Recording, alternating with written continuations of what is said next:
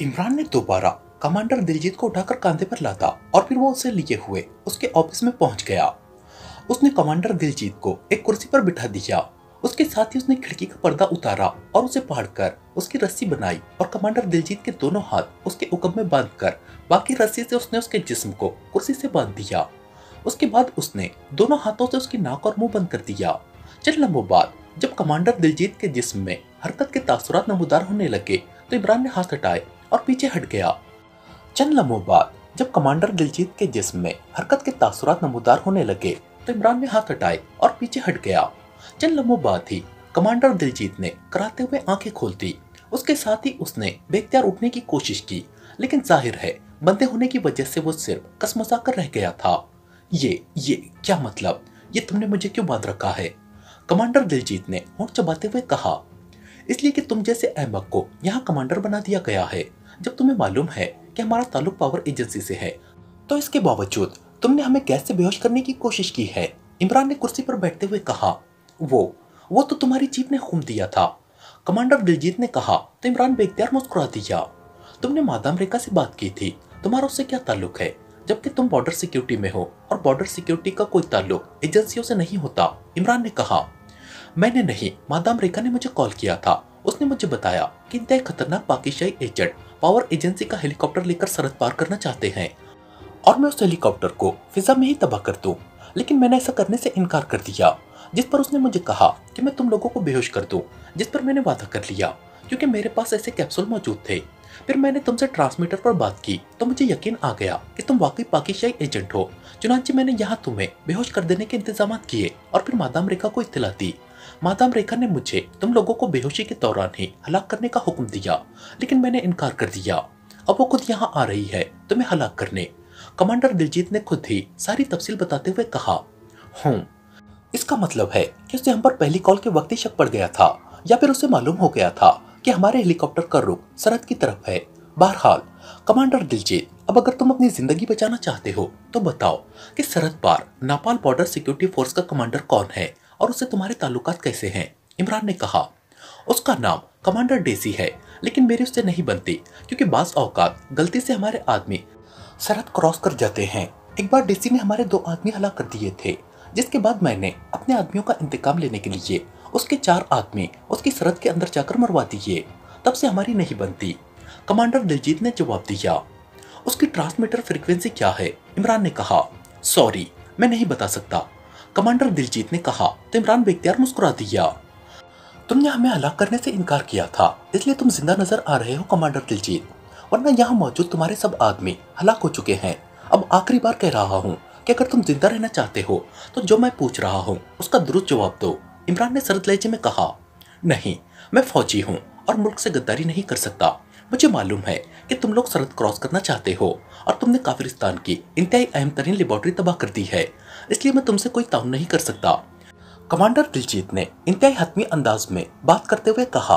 Okay, मैं खुद तलाश कर लूंगा, तुम छुट्टी करो, इमरान ने उठते हुए कहा और उसके साथ ही उसने जेब से मशीन पिस्टल निकाला और उसके चेहरे पर यकलक इंतहाई सपाकी के तासुरात उभर आए।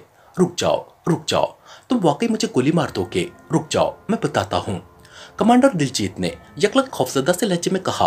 आखिरी चांस है तुम्हारे पास, बोलो, इमरान ने सर्द लहजे में कहा तो कमांडर दिलजीत ने फ्रीक्वेंसी बता दी। ओके, इमरान ने कहा और सामने मेज पर पड़े हुए ट्रांसमीटर को उठाकर वो कमरे से बाहर आ गया। थोड़ी देर बाद वो बैरूनी बरामदे में पहुंच गया। वहां जूलिया और सालेहा मौजूद थी। क्या हुआ? जूलिया ने कहा। तनवीर कहाँ है? इमरान ने पूछा। वो बाहर मौजूद है। क्यों? जूलिया ने चौंक कर कहा। 2 आदमी हलाक कराने थे, इमरान ने बड़े मासूम से लहजे में कहा तो जूलिया और सालेहा दोनों बेख्तियार हंस पड़ी। तुमने तनवीर को जल्लाद का ओहदा दे रखा है शायद, जूलिया ने हंसते हुए कहा। मैं उसकी सख्त दिली और सफाकी तुम पर साबित करना चाहता हूँ। ये भी एक नफ्सियाती तरीका है, रकीब रोसिया। मेरा मतलब है रकीब रोज सफेद को रास्ते से हटाने का, इमरान ने कहा। हालांकि मुझे तो सख्त दिल और सफाक लोग ज्यादा पसंद है, शेरों की तरह। भेड़ों से तो मुझे नफरत है, जूलिया ने शरारत भरे लहजे में जवाब दिया तो सालेहा बेख्तियार हंस पड़ी। अरे, फिर तो तनवीर को बताना पड़ेगा कि तुम ऐसी हो, इस तरह भी तो वो रास्ते से हट सकता है। इमरान भला कहाँ बाज आने वाला था और एक बार फिर जूलिया और सालेहा दोनों हंस पड़ी। उसी लम्हे तनवीर छोटे फाटक से अंदर दाखिल हुआ। ओ, तुम यहाँ खड़े गप्पे हाँक रहे हो, क्या मतलब? कि हमने शरत क्रॉस नहीं करनी, तनवीर ने मुंह बनाते हुए कहा। शायद उसने जूलिया और सालिया को हंसते हुए देख लिया था। अम्मा भी का हुक्म है कि अखलाकियात की शरत किसी सूरत क्रॉस न की जाए, इमरान ने कहा। तुम्हारी अम्मा भी ने वाकई तुम्हें दुरुस्त नसीहत की है, वरना तुम अब तक न जाने कितनी बार मेरे हाथों मारे जा चुके होते, तनवीर ने गुस्सीले लहजे में कहा। देखा तुमने जूलिया, मेरा इंतखाब गलत तो नहीं है। तनवीर फितरी तौर पर जल्लाद वाक़ हुआ है, इमरान ने ऐसे अंदाज में जूलिया से मुखातिब होकर कहा जैसे वो उससे अपनी बात की तस्दीक कराना चाहता हो। क्या क्या मतलब? तनवीर ने चौंक कर कहा। बातें बाद में होंगी तनवीर, एक फौजी उस कमरे में बेहोश पड़ा हुआ है जिसने हमें बेहोश किया था, और दूसरा कमांडर दिलजीत अपने ऑफिस में कुर्सी से बंधा बैठा है। उन दोनों का जाकर खात्मा कर दो, क्योंकि रेखा किसी भी लम्हे यहाँ पहुंचने वाली है और मैं नहीं चाहता कि उसके आने पर ये लोग हमारे लिए कोई मसला बन सके, इमरान ने अचानक संजीदा लहजे में कहा। ओ, तुमने पहले क्यों नहीं बताया? तनवीर ने उछलते हुए कहा और तेजी से दौड़ता हुआ अंदरूनी तरफ को बढ़ गया। अब तो तुम्हें यकीन आ ही गया होगा, इमरान ने मुस्कुराते हुए जूलिया से कहा, और इस बार जूलिया बेख्तियार हंस पड़ी। तुम दुरुस्त कह रहे हो, लेकिन अगर वाकई रेखा आ रही है तो हमें उसके आने से पहले यहाँ से निकल जाना चाहिए। तुम्हें अब किस बात का इंतजार है? जूलिया ने कहा। मैं रेखा को साथ ले जाना चाहता हूँ, इमरान ने कहा। ओ, ऐसा ना हो कि हम किसी और चक्कर में उलझ जाए, इसलिए मेरा ख्याल है कि उसके आने से पहले निकल चले, जूलिया ने कहा। जूलिया ठीक कह रही है इमरान साहब, रेखा पावर एजेंसी की चीफ है, उसे भी मालूम है कि यह सिक्योरिटी फोर्स हम पर आसानी से काबू न पा सकेगी, इसलिए हो सकता है कि वो फौज के भारी दस्ते को यहाँ चढ़ा लाए, इसलिए मेरा ख्याल है कि हमें यहाँ से रवाना हो जाना चाहिए, सालिया ने कहा। तो इमरान के चेहरे पर सोच के तासुरात उभर आए। उसने हाथ में पकड़े हुए ट्रांसमीटर पर वो फ्रिक्वेंसी एडजस्ट की जो उसे कमांडर दिलजीत ने बताई थी, और फिर बटन ऑन कर दिया। Hello hello, commander Diljit calling, over. Imran ने कमांडर दिलजीत की आवाज और लहजे में कॉल देते हुए कहा। Yes, commander Daisy attending you, over. जिन लम्हों बाद थी ट्रांसमीटर पर एक भारी सी आवाज सुनाई दी तो इमरान बेख्तियार उछल पड़ा। उसकी आंखों में चमक सी लहरा गई थी। कमांडर डेसी, पाकिस्तान का प्रिंस ऑफ ढम तुमसे बात करना चाहता है, ओवर। इमरान ने कमांडर दिलजीत के लहजे में कहा। क्या क्या कह रहे हो? प्रिंस ऑफ ढम और काफिरिस्तान में क्या कह रहे हो, ओवर? दूसरी तरफ से इंतहाई हैरत भरे लहजे में कहा गया। हेलो, अभी तक डे ही हो, नाइट नहीं बने क्यों, ओवर। इमरान ने इस बार अपने असल लहजे में कहा। ओ ओ प्रिंस आप कहाँ मौजूद है, ओवर। दूसरी तरफ से ऐसे लहजे में कहा गया जैसे हैरत की शिद्दत से उसका गला बंद होने के करीब हो गया हो। मैं इस वक्त कमांडर दिलजीत के हेडक्वार्टर में मौजूद हूँ। पावर एजेंसी और काफिरिस्तान सीक्रेट सर्विस के लोग पागल कुत्तों की तरह हमारा पीछा कर रहे हैं। अगर तुम इजाजत दो तो हम पावर एजेंसी के हेलीकॉप्टर पर तुम्हारे पास पहुंच जाए। शर्त वही होगी कि तुम्हें दावत खिलाना पड़ेगी, ओवर। इमरान ने कहा। ओ, आपके लिए तो जान भी हाजिर है, जल्दी आए, मैं आपका इंतजार कर रहा हूँ, ओवर। दूसरी तरफ से इंतहाई बेचैन लहजे में कहा गया। पहले अपने आदमियों को तो हिदायत दे दो, ऐसा ना हो कि जैसे ही हमारा हेलीकॉप्टर सरहद पार करे साई की आवाज से मिसाइल उसे लगे और हम सब तुम्हारी दावत खाने से हमेशा के लिए महरूम हो जाए, ओवर। इमरान ने कहा। ओ, आप आ जाए, बेफिक्र होकर आ जाए, यहाँ आपका खुले हाथों इस्तकबाल होगा, जल्दी आए, ओवर। दूसरी तरफ से कहा गया। ओके, हम आ रहे हैं, बाकी बातें बाद में, ओवर एंड ऑल, इमरान ने कहा, और उसके साथ ही उसने ट्रांसमीटर ऑफ कर दिया। जल्दी करो, हेलीकॉप्टर में सवार हो जाओ, ये तो कुदरत को हम पर रहम आ गया है कि उसने खुद ही रास्ता बना दिया है, इमरान ने कहा। और फिर थोड़ी देर बाद उनका हेलीकॉप्टर इंतहाई तेज रफ्तारी से उड़ता हुआ नापाल की सरहद की तरफ बढ़ता चला जा रहा था, और उन सबके चेहरों पर इंतहाई इत्मीनान के तासुरात उभर आए थे। शाकिल अपने ऑफिस में बैठा हुआ था कि दरवाजा खुला और एक नौजवान तेजी से अंदर दाखिल हुआ तो शाकिल ने चौंक कर उसकी तरफ देखा। क्या बात है? शाकिल ने कदरे गुस्सेले लहजे में कहा। बॉस, एक इंतहाई अहम और चौंका देने वाली इत्तला मिली है, नौजवान ने मेज के करीब आकर बड़े पुरइसरार से लहजे में कहा। क्या? कैसी इत्तला? शाकिल ने चौंक कर पूछा। Boss, Pakistani agent power agency के हाथों से भी निकल गए हैं, नौजवान ने कहा। ओ, कैसे? ओ, किस तरह? तफसील बताओ, शाकिल ने इस तरह उछलते हुए कहा जैसे अचानक कुर्सी में इलेक्ट्रिक करंट दौड़ गया हो। बॉस, पावर एजेंसी के हेडक्वार्टर में हमारे आदमी ने इत्तला दी कि पाकिस्तानी एजेंटों की लाशें अभी तक वापस नहीं आई, और मादाम रेखा इस सिलसिले में बेहद परेशान है, और उसने बॉर्डर सिक्योरिटी फोर्स के कमांडर दिलजीत को कॉल करके कहा है कि वो पाकिस्तानी एजेंटों के हेलीकॉप्टर को फिजा में ही तबाह कर दे, जिस पर उस कमांडर ने इनकार कर दिया। उसके बाद मादाम रेखा ने उसे कहा कि वो उन्हें बेहोश कर दे, जिसकी हामी उस कमांडर ने भर ली। फिर उस कमांडर दिलजीत की तरफ से इत्तला मिली कि उसने पाकिस्तानी एजेंटों को बेहोश कर दिया है, उसके बाद मादाम रेखा और काशी दोनों अपने साथ 10 मुसल्ला अफराद लेकर वो हेलीकॉप्टर पर वहां के लिए रवाना हो गई। ये इत्तला मिलने पर मैं चौंक पड़ा और मैंने मजीद तफसीलात मालूम की तो पता चला कि पावर एजेंसी के हेलीकॉप्टर पर पाकिस्तानी एजेंटों ने कब्जा कर लिया और वो उस हेलीकॉप्टर पर नापाल की सरहद की तरफ जा रहे हैं कि मादाम रेखा ने ट्रांसमीटर कॉल की और वहां उसके आदमी दिलीप सिंह ने कॉल अटेंड की, लेकिन मादाम रेखा उस गुफ्तगू से मशकूक हो गई। चुनांचे उसने बॉर्डर सिक्योरिटी फोर्स के कमांडर दिलजीत से बात की तो पता चला कि हेलीकॉप्टर फिरोजा से वापस दारुल हुकूमत आने की बजाय नापाल की सरहद की तरफ जा रहा है। उसके बाद उनके दरमियान वो गुफ्तगू हुई जो मैंने पहले आपको बताई है। उसके बाद मैंने वहां अपने भाई को कॉल किया। मेरा भाई वहां काम करता है। उसकी ड्यूटी मेन हेडक्वार्टर की बजाय वहां से कुछ फासले पर मौजूद एक खुफिया अड्डे पर है। मैंने उसे कहा कि वो हेडक्वार्टर से मालूम करके हालात मुझे बताए। चुनांचे अभी अभी उसकी कॉल आई है कि वहां कत्ल आम हो चुका है। कमांडर दिलजीत को भी हलाक कर दिया गया है और हेलीकॉप्टर नापाल की सरहद की तरफ जाता देखा गया है, जिस पर मेरे भाई ने, जो असिस्टेंट कमांडर है, नापाल के बॉर्डर कमांडर डेसी से बात की तो डेसी ने बताया कि उस हेलीकॉप्टर पर उसका पुराना दोस्त प्रिंस ऑफ ढंप आ रहा है और उसने उसकी इजाजत दे दी है और अब तक वो बहरहाल वहां पहुंच चुके होंगे। आने वाले ने तफसील से बात करते हुए कहा, ओ इसका मतलब है कि आखिरकार वो सरहद क्रॉस कर लेने में कामयाब हो ही गए। Very bad. शागिल ने होंठ चबाते हुए कहा, बॉस अगर आप कहें तो उनको वहां से वापस भी लाया जा सकता है। आने वाले ने कहा तो शागिल एक बार फिर उछल पड़ा। क्या क्या तुम्हारा दिमाग तो खराब नहीं हो गया कैप्टन विनोद? हमने हर मुमकिन कोशिश कर ली कि वो किसी तरह जिंदा सलामत सरहद न क्रॉस कर सके और अब जबकि वो सरहद क्रॉस कर चुके हैं अब उन्हें कैसे वापस लाया जा सकता है? शागिल ने इंतहाई गुस्सैले लहजे में कहा, बॉस अब वो पूरी तरह मुतमईन हो चुके हैं, इसलिए अब आसानी से उन्हें ट्रैप किया जा सकता है। कैप्टन विनोद ने कहा, कैसे? आखिर कैसे? मुझे बताओ। शागिल ने कहा, बॉस कमांडर डेसी उन्हें ज्यादा से ज्यादा नापाल के करीबी शहर सागरी तक पहुंचा देगा। सागरी से ये लोग लाजमन बड़े शहर सालांग पहुंचेंगे।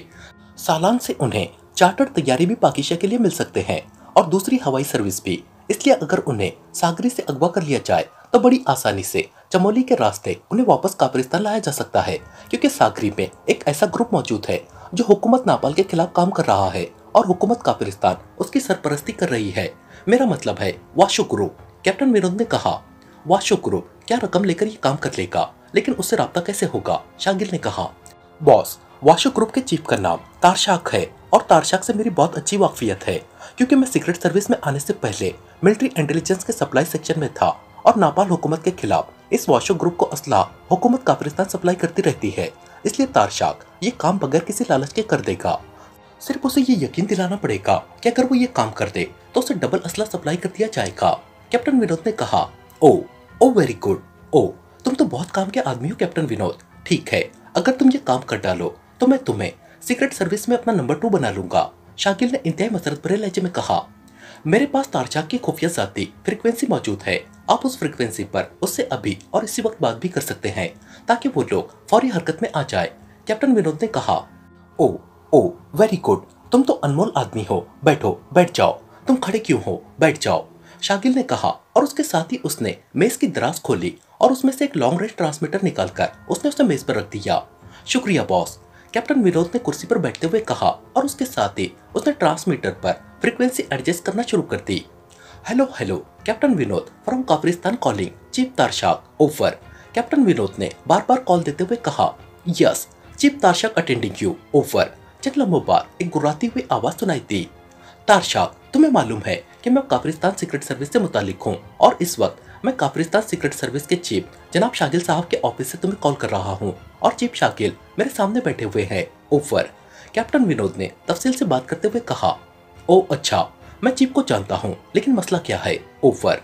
दूसरी तरफ से कहा गया तो कैप्टन विनोद ने पाकिस्तानी एजेंटों के नापाल सरहद क्रॉस करने और कमांडर डेसी के पास पहुंचने की बात करके उसे बताया कि कमांडर डेसी लाजमन उन्हें सागरी पहुंचाएगा और फिर सागरी से वो सालांग जाएंगे।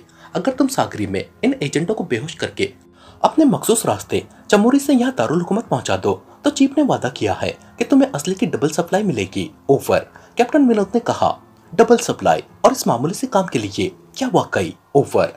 तारशाक की हैरत भरी आवाज सुनाई दी, जैसे उसे कैप्टन विनोद की तरफ से डबल सप्लाई वाली बात का यकीन ही न आ रहा हो। हेलो, शाकिल बोल रहा हूँ, chief of Kafiristan secret service over. इस बार शागिल ने खुद बात करते हुए कहा, यस चीफ, मैं तारशाक बोल रहा हूँ ओवर। दूसरी तरफ से तारशाक ने कदरे मुअद्दबाना लहजे में कहा, सुनो तारशाक, कैप्टन विनोद ने जो कुछ कहा है वो दुरुस्त है।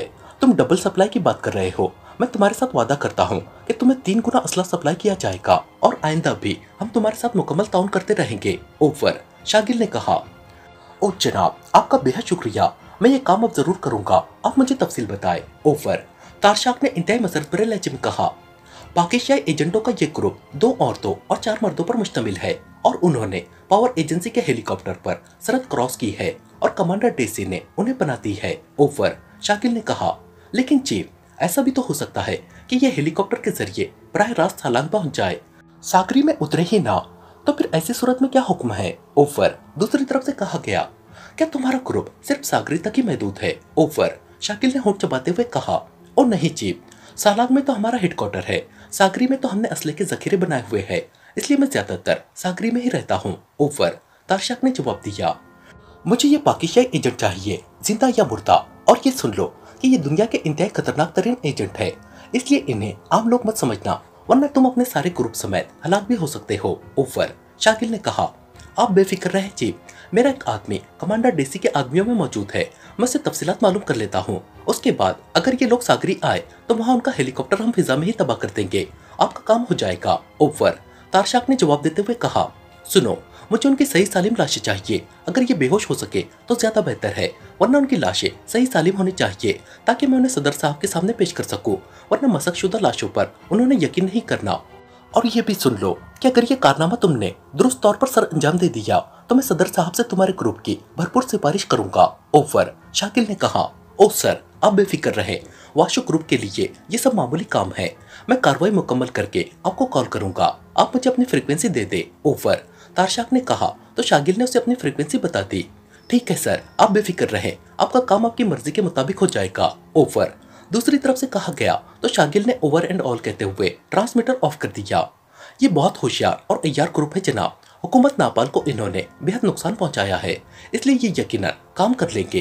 ट्रांसमीटर ऑफ होते ही कैप्टन विनोद ने कहा, अगर ये काम हो गया तो समझो तुम मेरे नंबर 2 बन गए।